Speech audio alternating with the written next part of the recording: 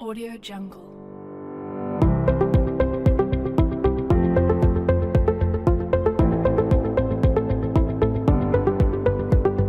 Audio Jungle. Audio Jungle.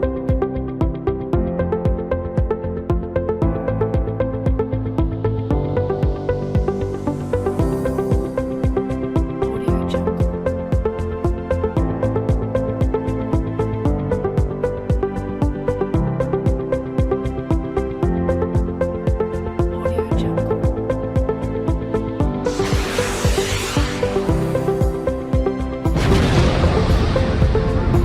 Berjumpa kembali dengan saya. Pada kesempatan kali ini saya akan menyampaikan mengenai pengantar dasar sistem pengaturan pada mata kuliah sistem pengaturan.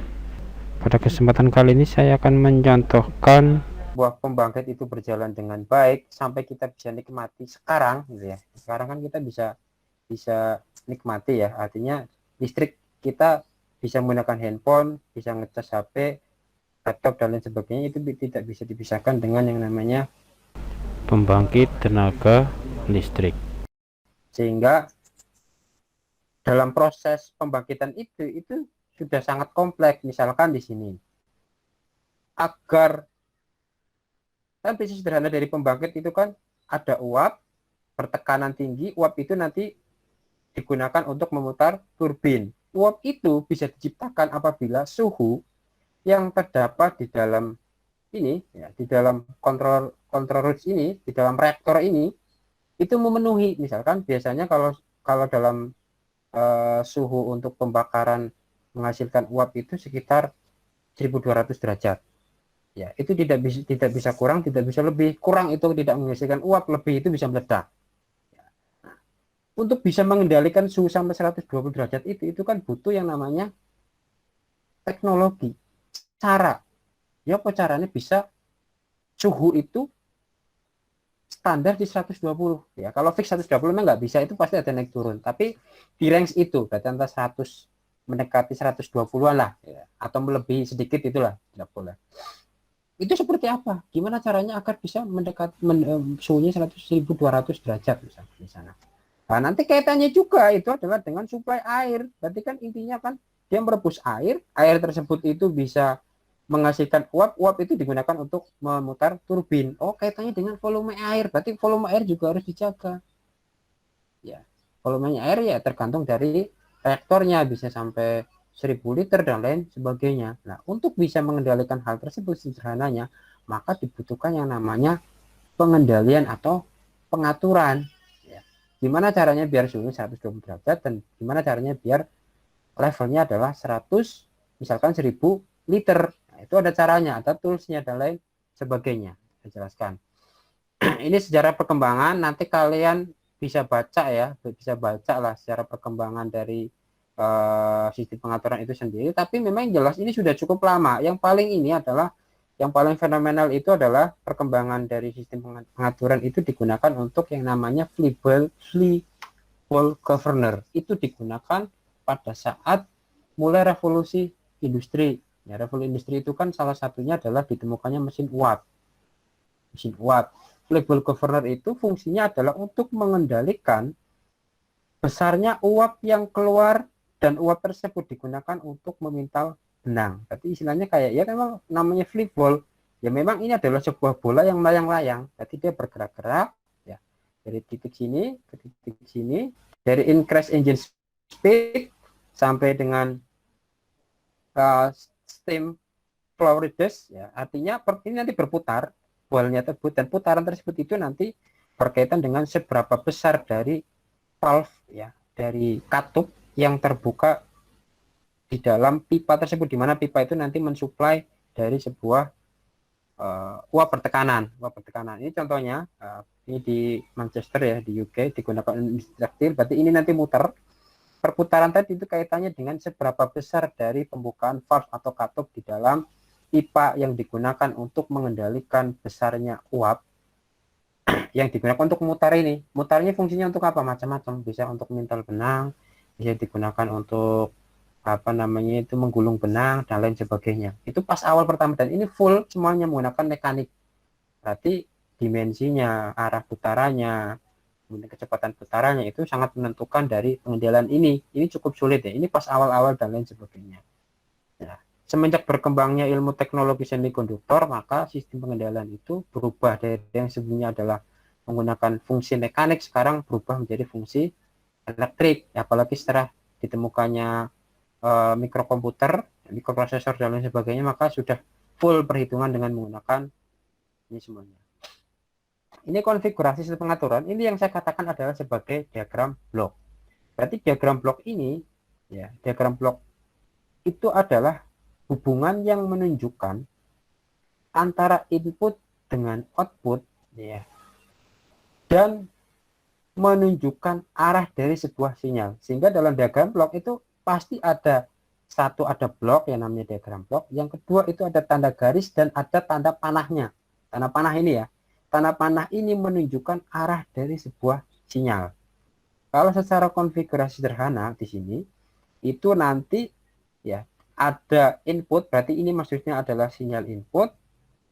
Yang sinyal input tadi itu nanti akan terdapat komponen namanya adalah summing point atau titik penambahan. Di sini tanda plus sama minus ini menunjukkan adalah bentuk sinyalnya. Berarti kalau misalkan plus sama minus, itu nanti hasilnya adalah berupa dinamakan error. Berarti nanti sebenarnya adalah ini selisih.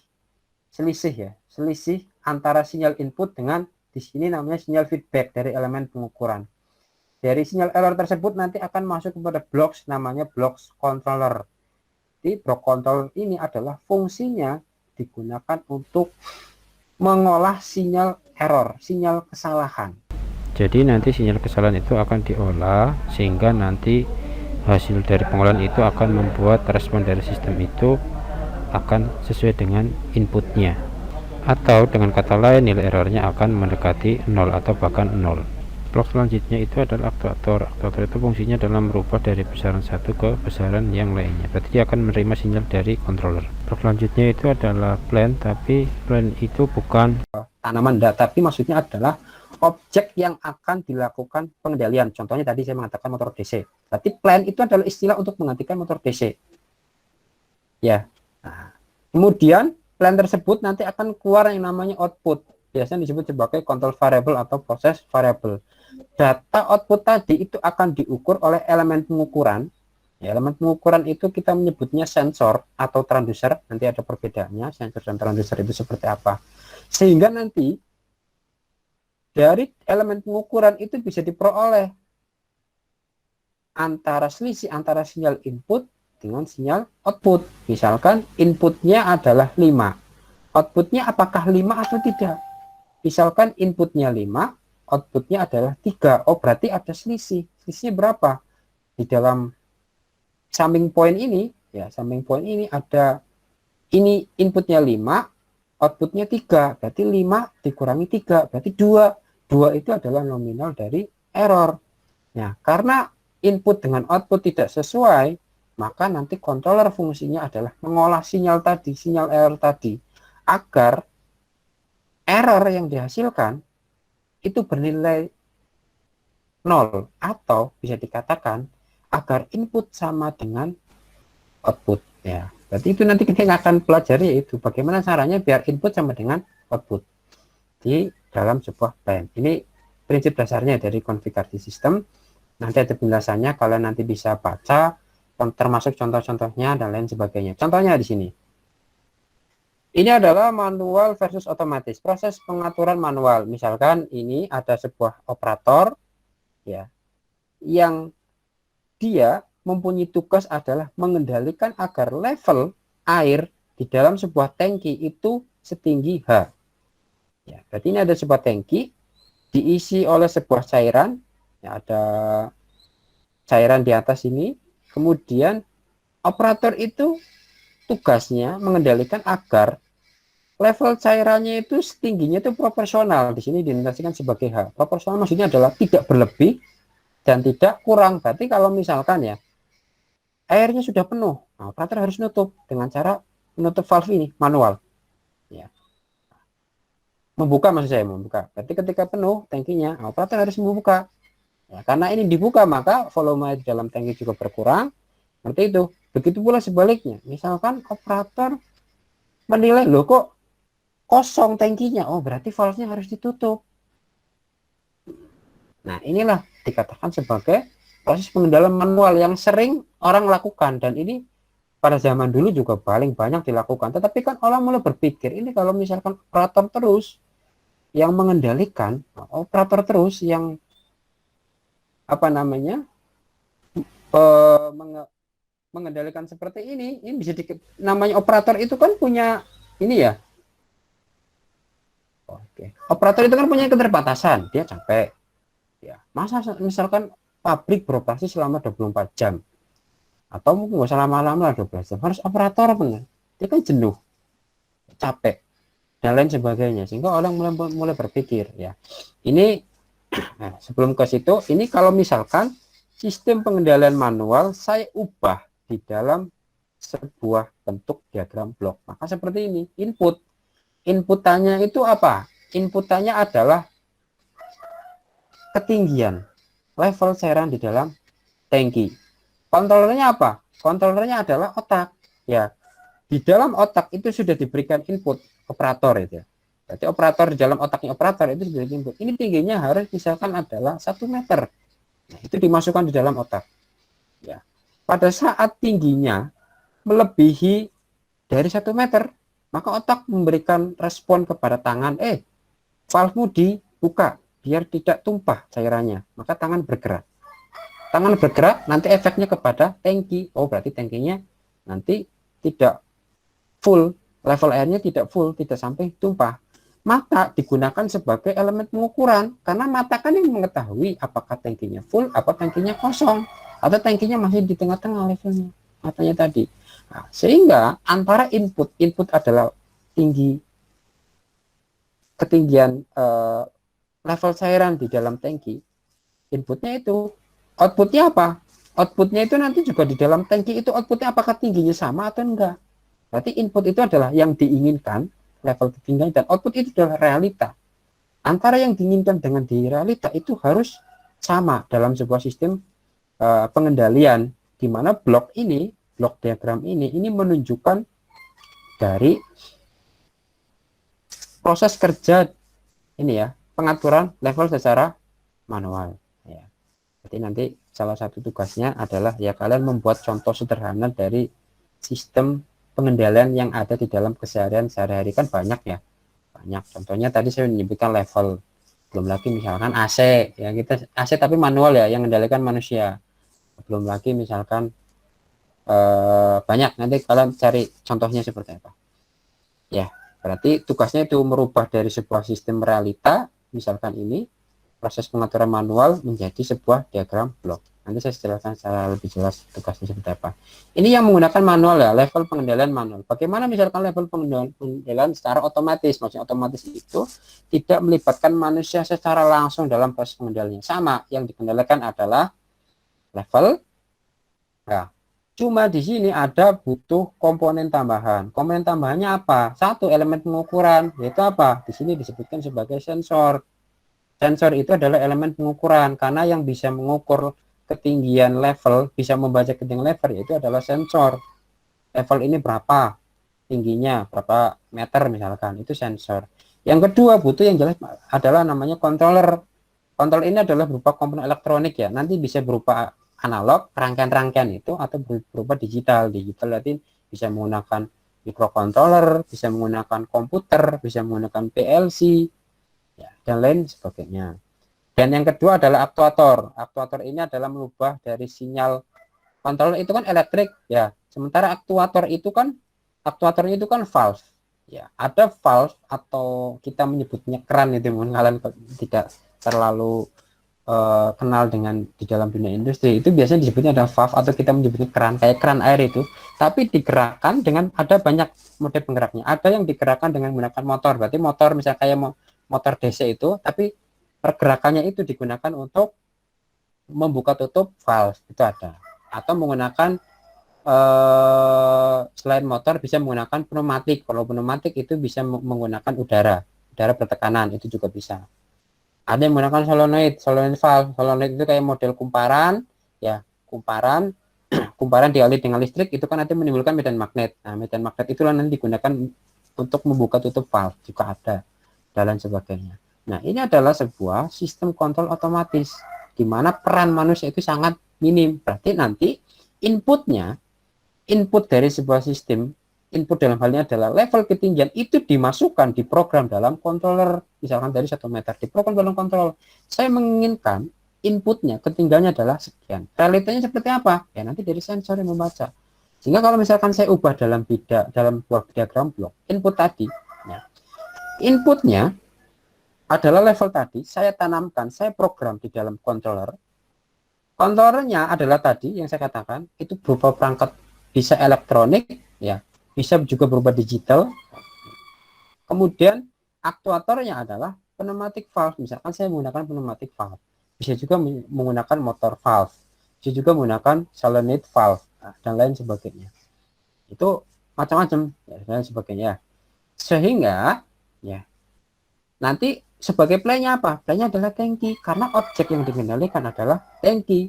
Dan sebagai feedback, ini namanya feedback ya, yang ke bawah ini di elemen pengukuran itu menggunakan sensor level dari sebuah tangki, sehingga dari gambar tadi, real tadi, saya bisa mengubahnya dalam bentuk yang namanya diagram blok, yang bentuknya adalah nanti seperti ini, ya.